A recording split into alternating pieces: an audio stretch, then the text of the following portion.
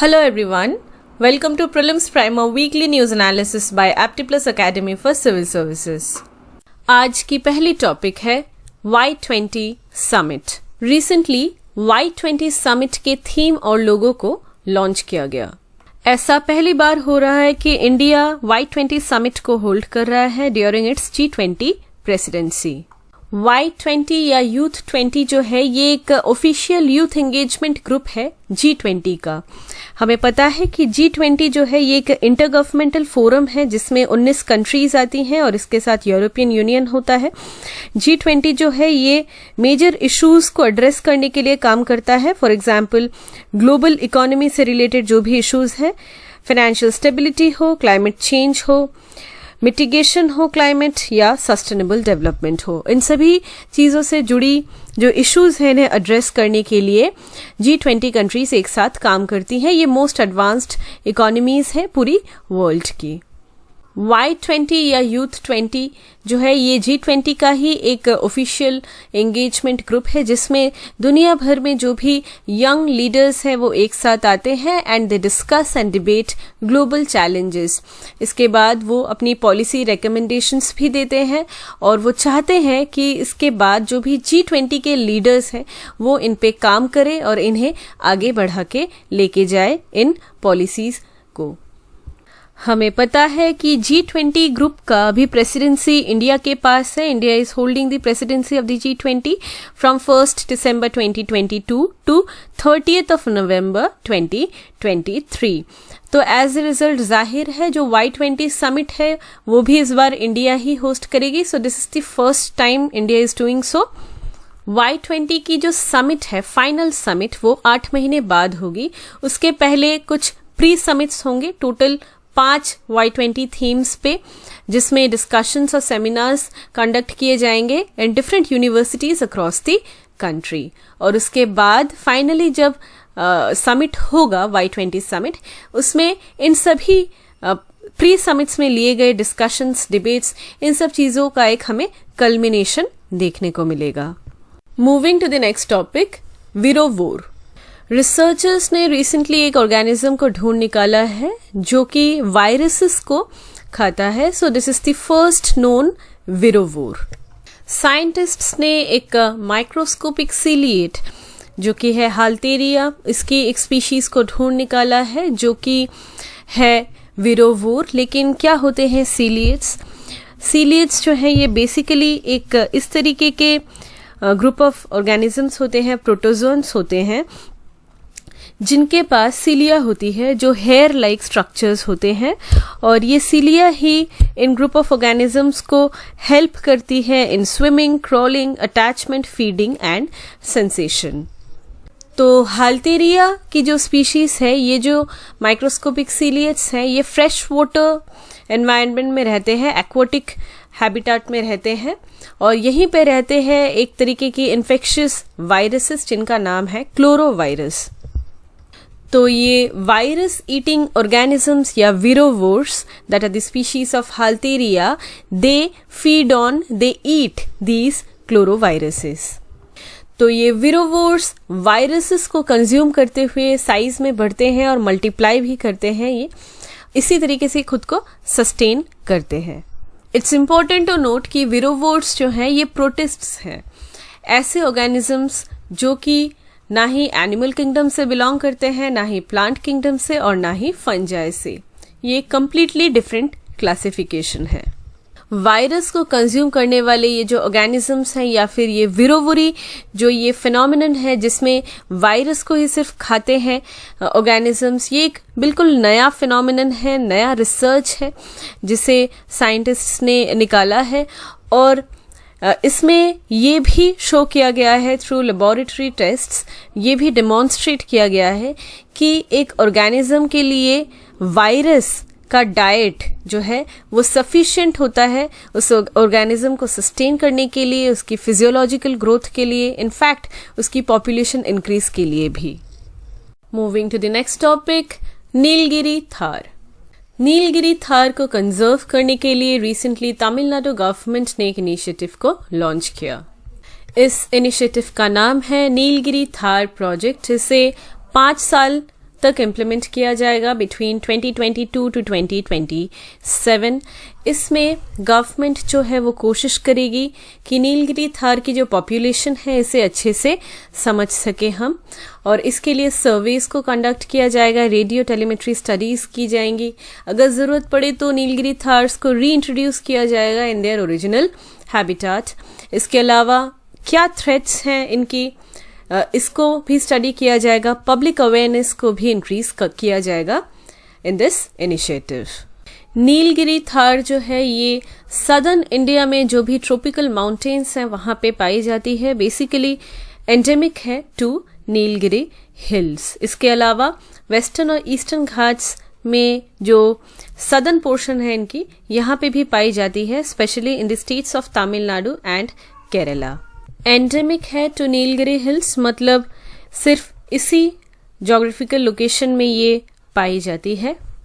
So if we say कि the Nilgiri tahr can be found only in India, then this would be a correct statement. Nilgiri tahrs जो है ये tropical mountains में पाई जाती है southern India के इन दी माउंटेन ग्रासलैंड्स। जो हाई एलिवेशन ग्रासलैंड्स है इन्हें कहते हैं माउंटेन ग्रासलैंड्स। नीलगिरी थार जो है ये 300 मीटर से लेके 2600 मीटर तक के एलिवेशन में ये पाई जाती है।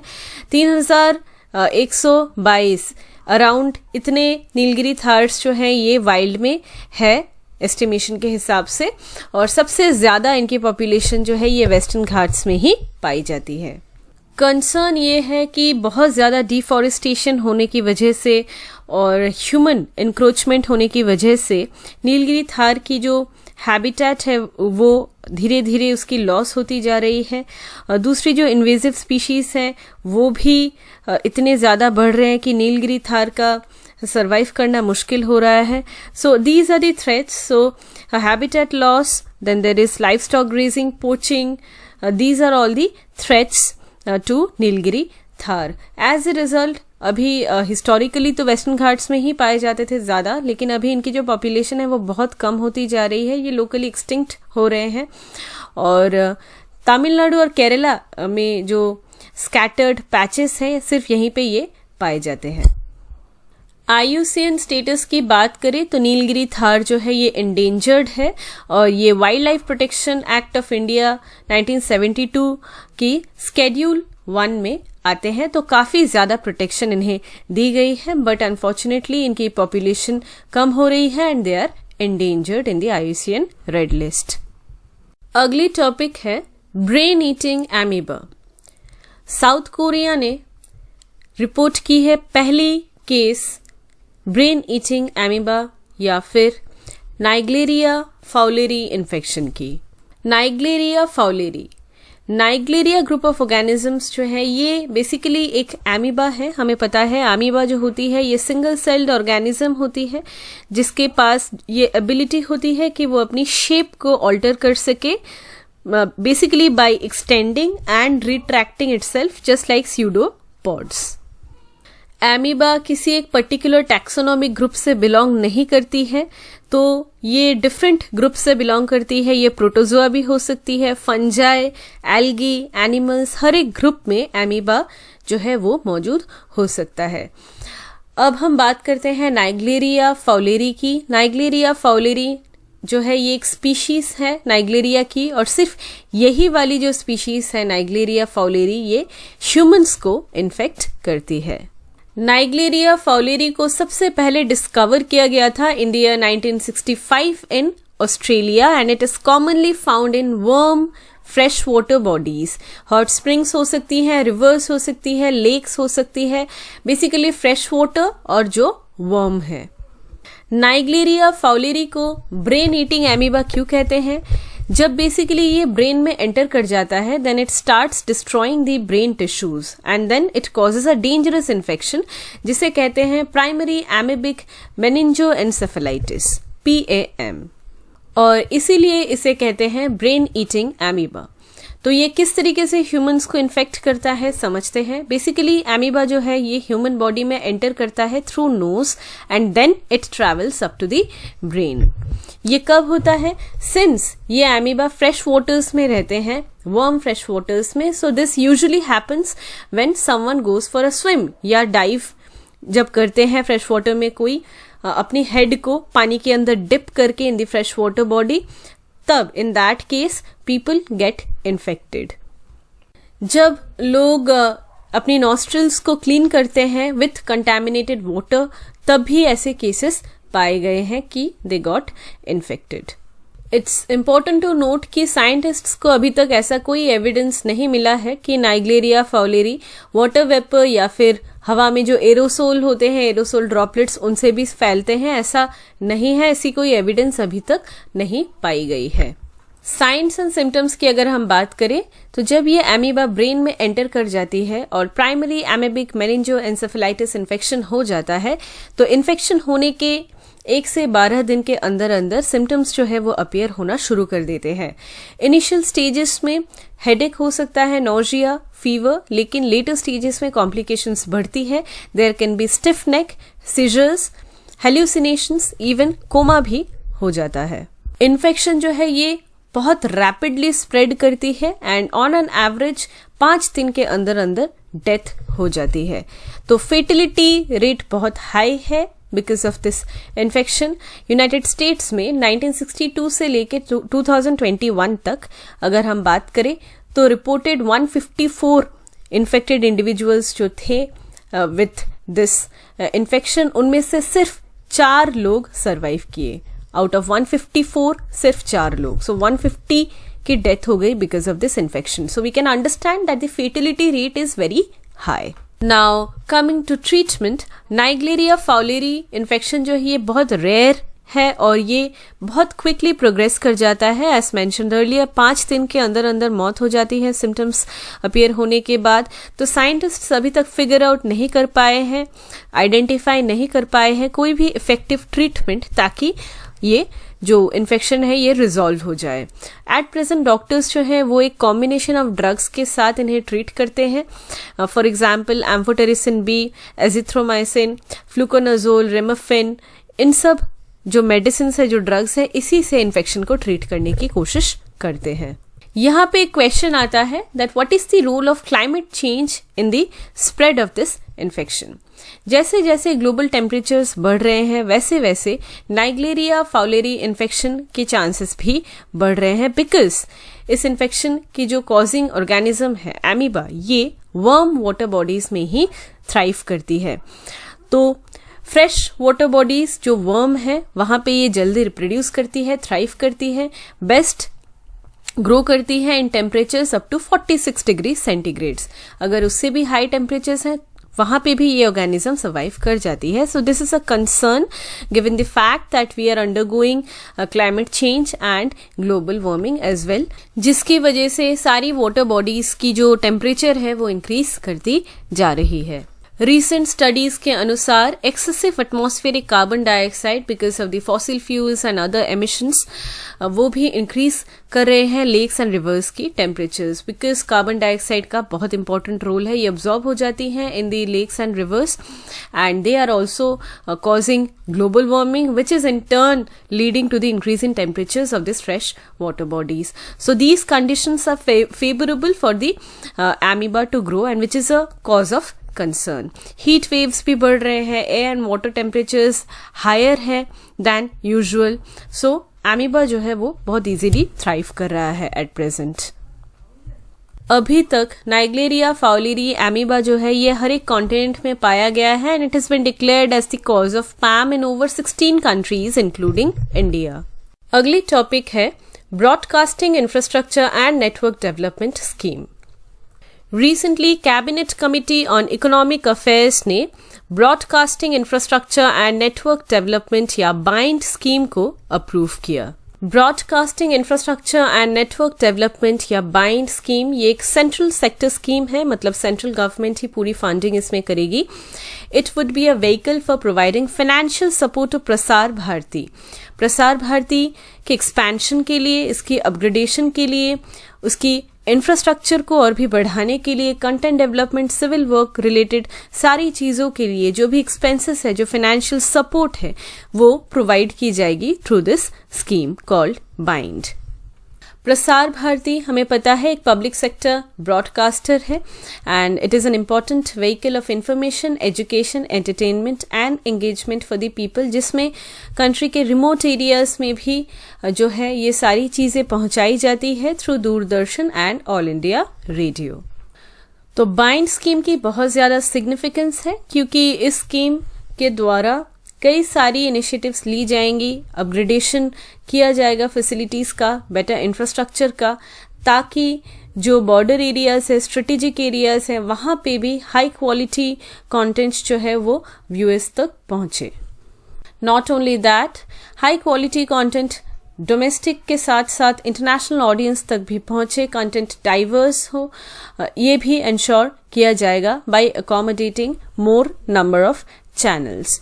मॉडर्नाइजेशन के साथ और इंफ्रास्ट्रक्चर ऑगमेंटेशन के साथ इनडायरेक्ट एम्प्लॉयमेंट भी जनरेट होगी because of this scheme, both in the manufacturing and the services sector. How, broadcasting के लिए जो इक्विपमेंट्स मैन्युफैक्चर होंगे तो उसकी वजह से मैन्युफैक्चर सेक्टर को जो है बूस्ट मिलेगी, सर्विस सेक्टर में ज़्यादा एम्प्लॉयज़ होंगे, न्यूज़ रीडर से लेके जो बैक एंड में काम करते हैं हर एक एंड में, तो इससे भी जो है एम्प्लॉयमेंट बढ़ेगा।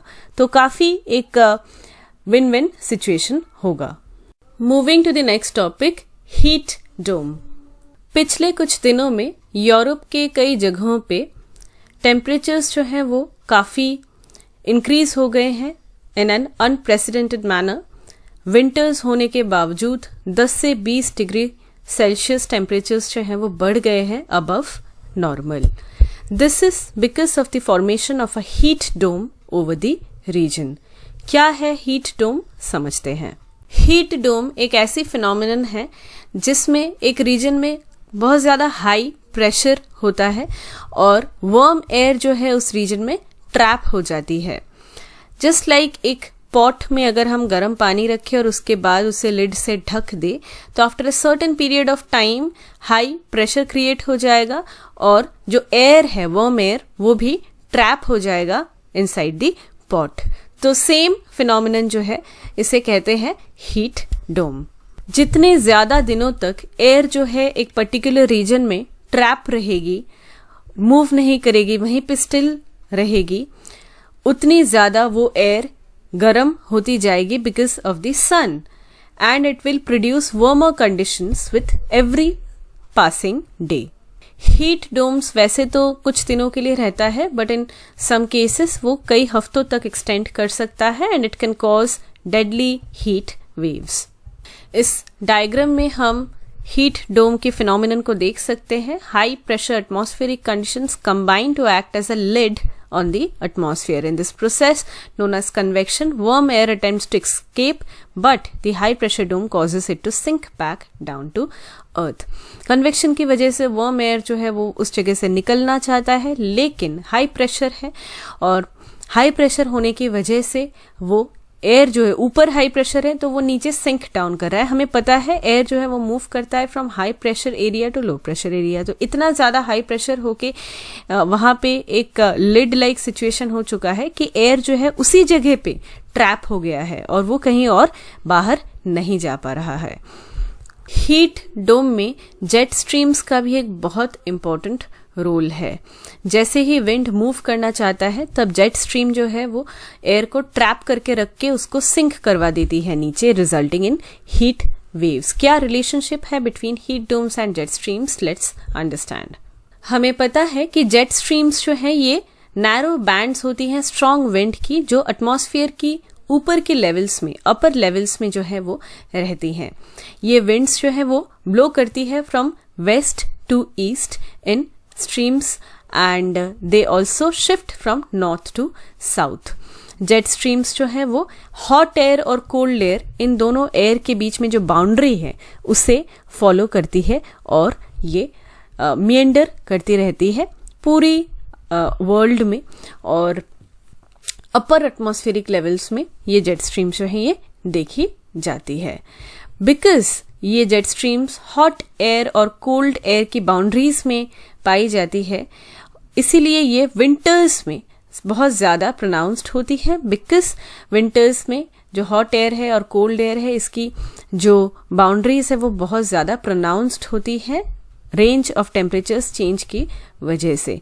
जेट स्ट्रीम्स जो है वो नॉर्दर्न और सदर्न दोनों हेमिस्फेयर्स में जो है वो स्ट्रॉन्ग रहती हैं during the winters. In a nutshell, jet streams तब बनती हैं जब वार्म एयर जो है वो कोल्ड एयर मासेस के साथ मीट करती है इन दी एटमॉस्फेयर। मैकेनिज्म क्या होती है जेट स्ट्रीम्स की? सन हमें पता है कि पूरे अर्थ में इवनली हीट जो है वो प्रोवाइड नहीं करता, कहीं पे ज्यादा गर्म होता है, कहीं पे कम गर्म होता है। इक्वेटोरियल जो एरियाज है वो ज्यादा हॉट होती हैं, लेकिन पोल जो है, पोल्स में हम देखते हैं कंडीशंस जो है वो कोल्ड होती हैं। तो अर्थ में डिफरेंट एयर मासेस क्रिएट हो जाती हैं इन डिफरेंट प्लेसेस, कहीं पे हॉट एयर मासेस, कहीं पे कोल्ड एयर मासेस।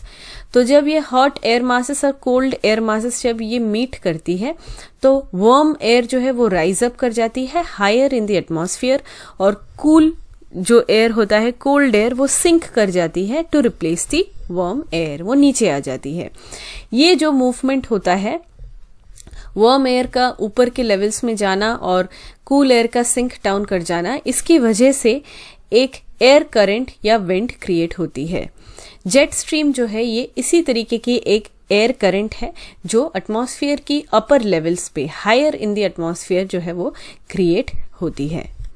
जब ये air currents in the form of jet streams move करती है, वो वेदर सिस्टम्स को ट्रांसपोर्ट करती है from one place to the other place across the earth.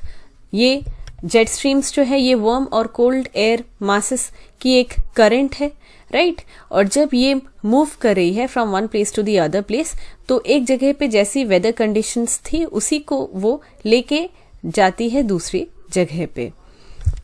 Jet streams जो हैं ये अर्थ के मिड टू अपर ट्रोपोस्फेयर में रहती हैं, यहीं पे ये प्रेविलेंट है। और हमें पता है एरोप्लेन्स जो हैं ये भी इसी जोन में फ्लाई करती है।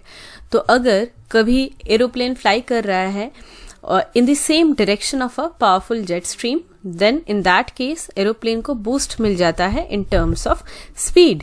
और इसीलिए जब प्लेन फ्लाई कर रहा है from west to east, then it makes the trip faster, because aeroplane जो है वो सेम डायरेक्शन में जो है वो फ्लाई कर रहा है।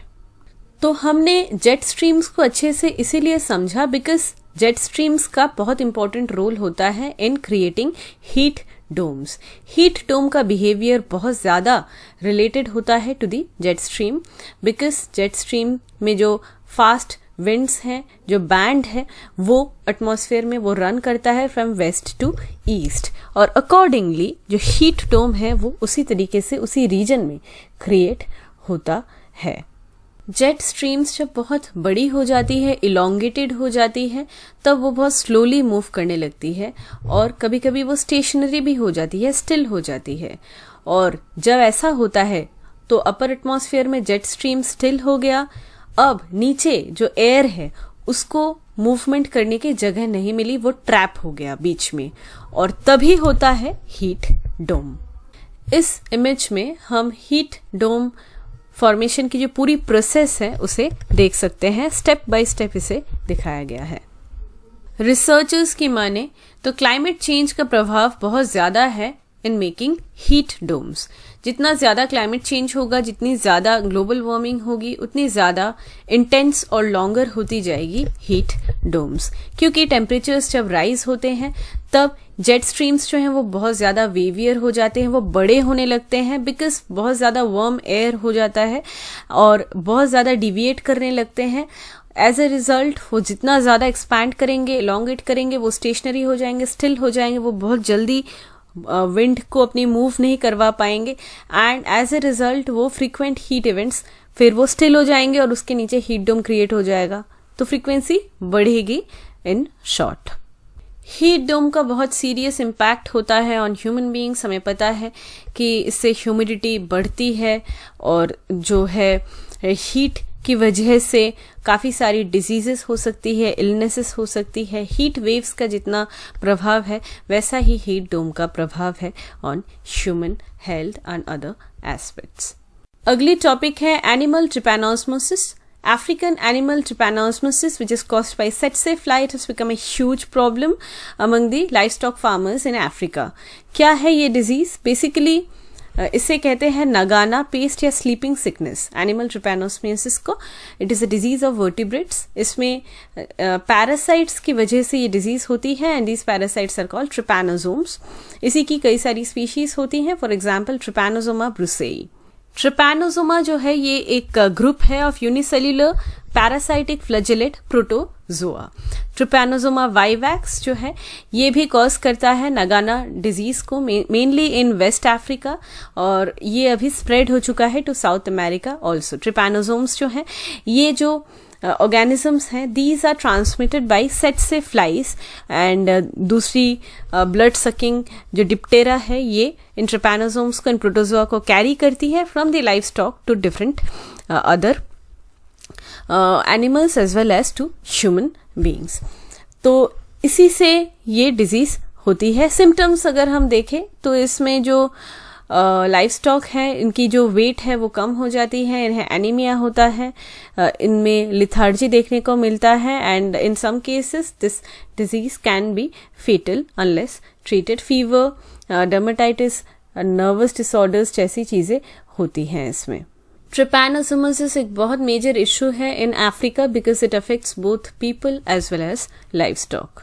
कंसर्न ये है कि इस डिजीज के लिए कोई वैक्सीन अभी तक नहीं बना है और जो एग्जिस्टिंग ड्रग्स हैं वो भी धीरे धीरे लेस इफेक्टिव होते जा रहे हैं बिकॉज रेजिस्टेंस बढ़ रहा है पैरासाइट्स का. कंट्रोल मेजर्स की अगर हम बात करें तो अगर आउटब्रेक डिटेक्ट हो जाता है पहले ही तो जो एनिमल अफेक्टेड है उसको डिस्ट्रॉय कर देना, क्वारंटाइन करना, उनके मूवमेंट को कंट्रोल करना, यूथनेशिया, ये सारी चीजें हो सकती है. tsetse फ्लाई जो कि कैरियर है इन पैरासाइट्स की, इनकी पॉपुलेशंस को रिड्यूस करना by using traps, insecticides etcetera. Anti parasitic drugs भी यूज कर सकते हैं. tsetse हैबिटेट जो है this can be destroyed by alteration of vegetation also, क्योंकि tsetse फ्लाइज पर्टिकुलर कुछ प्लांट्स के लिए ही फ्लाई करती है. तो अगर उस वेजिटेशन को हमने हटा दिया तो ये फ्लाइज नहीं रहेंगे और लाइफ स्टॉक भी अफेक्टेड नहीं होंगे बाय दीज कैरियर्स. प्रोफाइलैक्टिक कुछ ड्रग्स हैं, इन ड्रग्स को यूज किया जाता है टू प्रिवेंट द डिजीज. अगली टॉपिक है GNB1 एन्सेफेलोपैथी. IIT मद्रास के रिसर्चर्स ने कोलंबिया यूनिवर्सिटी और टेल अवीव यूनिवर्सिटी के रिसर्चर्स के साथ मिलकर स्टडी किया है एक रेयर जेनेटिक ब्रेन डिजीज जिसका नाम है GNB1 encephalopathy and they have also tried to develop a drug to treat it effectively. GNB1 encephalopathy ये एक रेयर ब्रेन डिजीज है या न्यूरोलॉजिकल डिसऑर्डर है जो अफेक्ट करती है इंडिविजुअल्स को इन दी फीटस स्टेज. जब फीटस स्टेज होता है तभी ये अफेक्ट कर देती है. It is caused due to the mutations in GNB1 gene. हमें पता है जब DNA सीक्वेंस में एक सडन चेंज आ जाता है because of a reason, that could be environmental reason, that could be because of chemicals or that could be because of genetics. जब सीक्वेंस में कोई चेंज आता है तो इसी सडन चेंज को कहते हैं म्यूटेशन और इसकी वजह से कई सारी चीजें हो सकती हैं और उन्हीं में से एक है ये आपका GNB1 एन्सेफेलोपैथी. अब GNB1 जीन के म्यूटेशन की वजह से कई सारी न्यूरोलॉजिकल डिसऑर्डर्स देखने को मिलती हैं. फॉर एग्जाम्पल बच्चे की मेंटल डेवलपमेंट में डिले होता है. मसल हाइपरटोनिया भी देखने को मिलता है. मसल हाइपरटोनिया में मसल ओवर एक्टिविटी हो जाती है and this is because communication जो होता है ब्रेन और स्पाइनल कॉर्ड के बीच में उसमें दिक्कतें आने लगती हैं और तभी ये इशू होता है. तो ये सारी चीजें जो है ये सिम्टम्स है of this particular disease. Intellectual disabilities देखने को मिलती है, एपिलेप्टिक सीजर्स और डिले होता है in physical and mental development. Treatment की बात करें तो रिसर्चर्स अभी तक नहीं जानते हैं कोई particular mechanism behind this disease की किस तरीके से ये म्यूटेशन हो जाती है, क्या रीजन है, किस तरीके से रोक सकते हैं. इसीलिए ट्रीटमेंट भी नहीं अभी तक फाइंड आउट हो सका है. तो GNB1 एंसेफेलोपैथी के ऊपर रिसर्च चल रहा है कंटिन्यूसली, और रिसर्चर्स कोशिश कर रहे हैं कि वो एनिमल्स को मॉडल की तरह यूज करके इस डिजीज की क्या अंडरलाइंग मैकेनिज्म है उसे फिगर आउट कर सके। अगली टॉपिक है yo-yo test and DEXA scan. Recently cricket board BCCI ने अनाउंस किया है कि वो यो-यो टेस्ट और डेक्सा स्कैन को री-इंट्रोड्यूस करेगी टीम सिलेक्शन के लिए क्रिकेट में। और क्या है यो-यो टेस्ट समझेंगे। यो-यो टेस्ट जो है एक इंटरमिटेंट टेस्ट है जो कि स्पोर्ट्स में एक स्पोर्ट्स पर्सन की क्या परफॉर्मेंस है इसे एस्टिमेट करने में मदद करती है। जो भी स्टॉप एंड गो स्पोर्ट्स है, फॉर एग्जांपल फुटबॉल, फिर क्रिकेट, बास्केटबॉल, इन सब गेम्स में जहाँ पे बहुत ही एफिशिएंसी होने की ज़रूरत होती है और उसके बाद थोड़े गैप होते हैं, फिर से खेलना होता है, इस तरीके के गेम्स में क्या परफॉर्मेंस है इसे चेक करने के लिए यो-यो इंटरमिटेंट टेस्ट जो है ये कंडक्ट किया जाता है। इसका जो आइडिया था सबसे पहले कंसीव हुआ था in the early 1990s by Jens Bangsbo. ये एक डैनिश सॉकर फिजियोलॉजिस्ट है।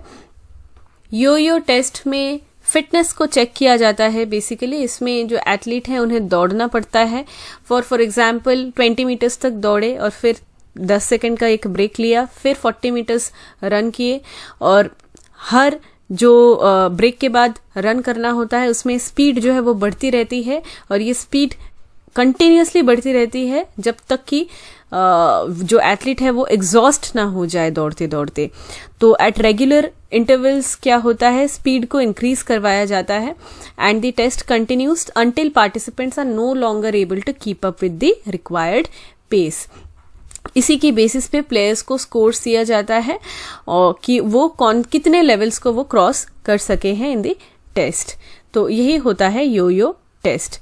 यो-यो टेस्ट जो है इसे सबसे पहले इंडिया में इंट्रोड्यूस किया गया था in cricket during Virat Kohli's fitness focused captaincy rain, और फिर से इसे अभी रीइंट्रोड्यूस करने की बात हो रही है टीम सिलेक्शन के लिए। दूसरा जो टेस्ट है वो है DEXA scan. DEXA stands for dual energy x-ray absorptiometry. DEXA scan एक तरीके की मेडिकल इमेजिंग टेस्ट है। इसमें बहुत लो लेवल्स ऑफ एक्सरेज का यूज किया जाता है ये चेक करने के लिए कि बोन की क्या डेंसिटी है, बोन्स में कैल्शियम कितना है, अदर मिनरल्स जो है वो कितना है, ये चेक किया जाता है यूजिंग दिस स्कैन।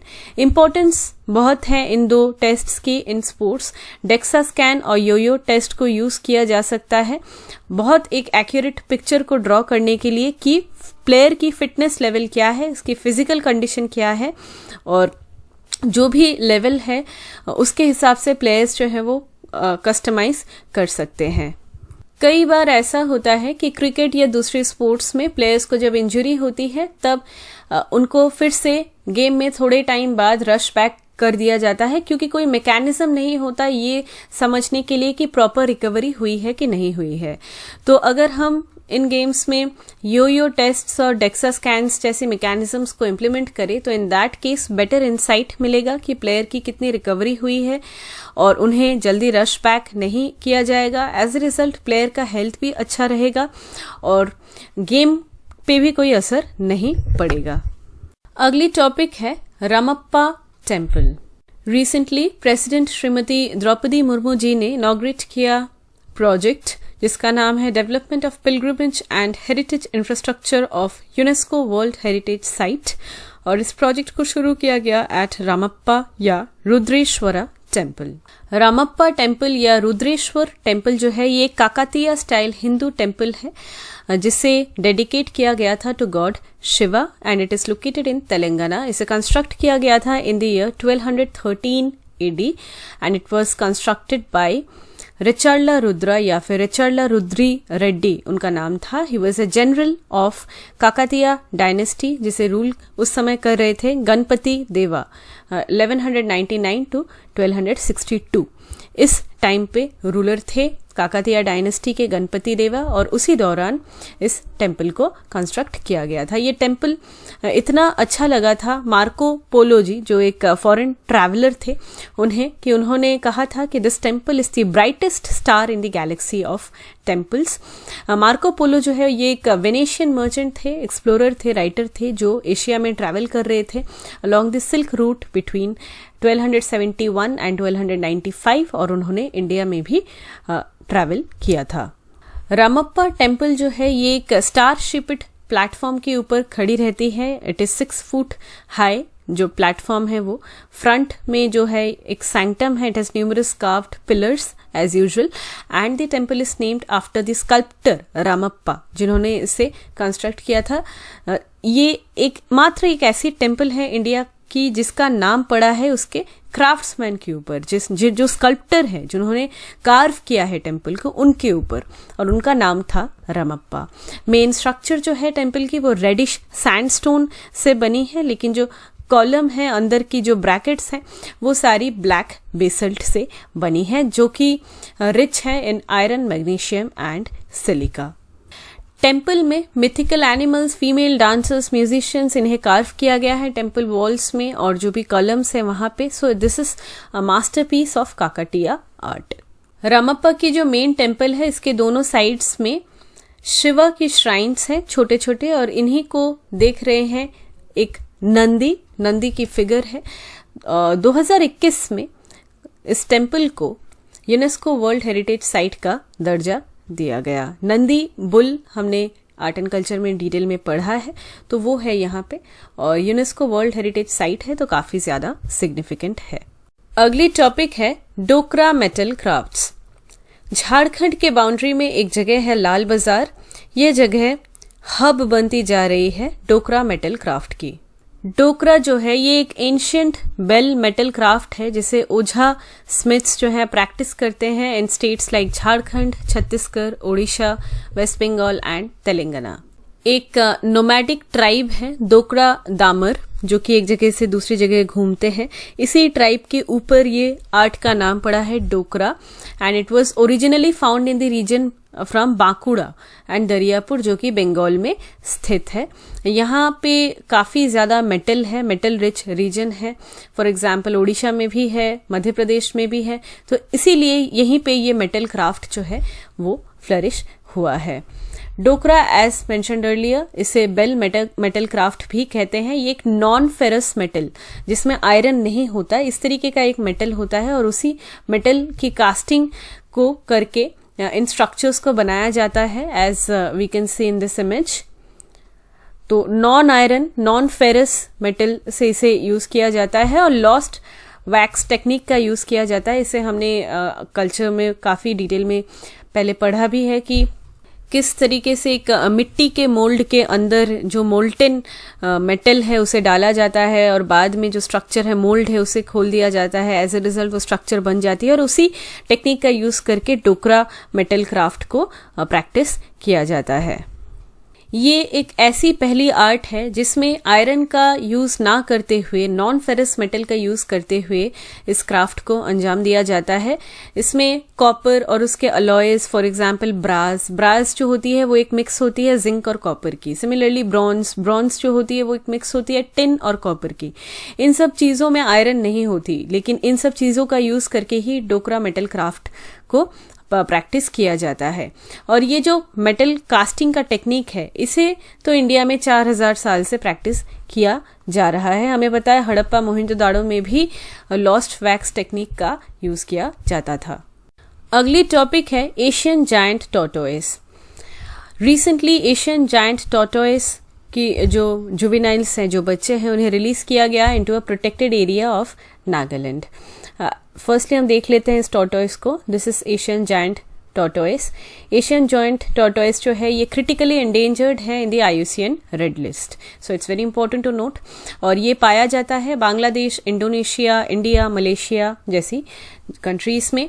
साइट्स के अपेंडिक्स 2 में है और Indian wildlife protection act के स्केड्यूल 4 में ये है। ओवर एक्सप्लॉयटेशन और अनसस्टेनेबल यूज की वजह से, क्योंकि इसे कंज्यूम भी किया जाता है कई जगहों पे बाय द लोकल्स, इसकी जो पॉपुलेशन है वो एक्सटिंक्शन पे अभी जा रही है। Asian giant tortoise. अगली टॉपिक है Tal Chhapar black buck sanctuary. Recently Tal Chhapar black buck sanctuary जो कि राजस्थान के चूरू डिस्ट्रिक्ट में स्थित है, इसे एक प्रोटेक्टिव कवर दिया गया है। ताल चापर सैंक्चुरी जो है ये काफ़ी ज़्यादा फेमस है because it is the home of black buck. इसके अलावा राजस्थान की कई बर्ड्स, वैरायटी ऑफ बर्ड्स यहाँ पे पाई जाती है। क्योंकि ये थार डेजर्ट के पास है, सैंक्चुरी में कई सारी बर्ड्स को हमें देखने को मिलता है और ब्लैक बक डियर के अलावा और कई सारी बर्ड्स हैं और एनिमल्स भी हैं, जैसे कि हैरियर्स हैं, ईगल है और स्पैरो है, बी ईटर है, आइबिस है, क्रेन। तो ये सारी जो एनिमल्स हैं और बर्ड्स हैं यहाँ पे देखने को मिलती है। डेजर्ट फॉक्स, डेजर्ट कैट भी यहाँ पे देखने को मिलती है। कुछ प्रैक्टिस क्वेश्चंस डिस्कस करते हैं, आपको बताना है कौन से ट्रू है कौन से फॉल्स। पहला, the Asian giant tortoise is listed as endangered under the IUCN Red List. They are found in Bangladesh, India, Indonesia, Malaysia and other places. Next, the Tal Chapar Black Buck Sanctuary is situated in Chhattisgarh. Next, the Broadcasting Infrastructure and Network Development is a central sector scheme. It is the vehicle for providing financial support to Prasar Bharati for expenses related to expansion and upgradation of its broadcasting infrastructure, content development, and civil work related to the organization. Next, GNB1 encephalopathy is a kind of brain disease or neurological disorder which affects older individuals. It is caused due to the mutations in the GNB1 gene. Next, Ramappa temple, also known as Rudreshwara temple, is a temple dedicated to the god Shiva. It is located in Telangana. It was constructed in the year 1213 CE by Pallava ruler Ganapati Deva. With this, we come to an end of this session. Thank you so much.